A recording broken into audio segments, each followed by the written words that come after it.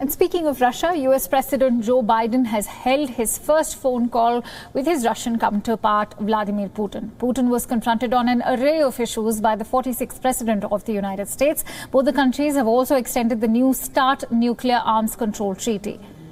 On the agenda were issues ranging from Alexei Navalny's arrest, Russian bounties on American soldiers serving in Afghanistan, to a recent cyber attack on various US federal government institutions.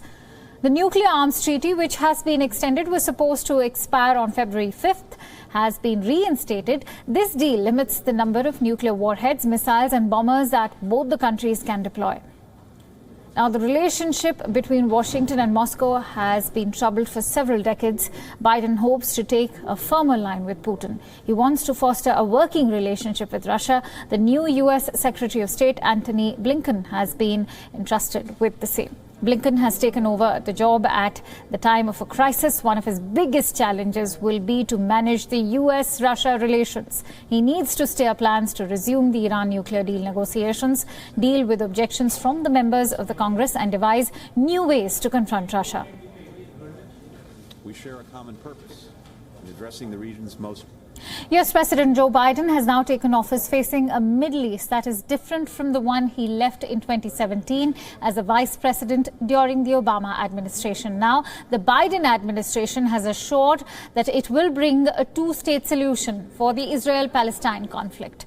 The acting US ambassador to the United Nations, Richard Mills, has said that Biden's Middle East policy will be to support an Israel which lives in peace and security alongside a viable Palestinian state. Speaking to the United Nations Security Council, the ambassador said that Biden sees a two-state solution is the only path forward to bring peace in the region.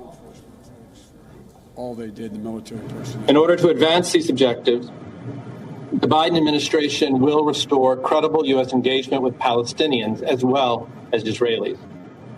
This will involve renewing U.S. relations with the Palestinian leadership and Palestinian people, relations which have atrophied over the last 4 years. President Biden has been clear in his intent to restore U.S. assistance programs that support economic development and humanitarian aid for the Palestinian people, and to take steps to reopen diplomatic missions that were closed by the last U.S. administration. We do not view these steps as a favor to the Palestinian leadership. U.S. assistance benefits millions of ordinary Palestinians and helps to preserve a stable environment that benefits both Palestinians and Israelis. The announcement gives the signal of a reset from the policies of former President Donald Trump, who offered massive support to Israel at the expense of Palestinian rights. Trump administration was widely hailed for the famous Abraham Accords, which normalized relations between Israel and several Arab nations, including United Arab Emirates, Bahrain and Sudan. Trump had even moved the U.S. embassy to Jerusalem, which was criticized by the Palestinian community. U.S. Secretary of State Antony Blinken earlier said that U.S. will keep its embassy in Jerusalem.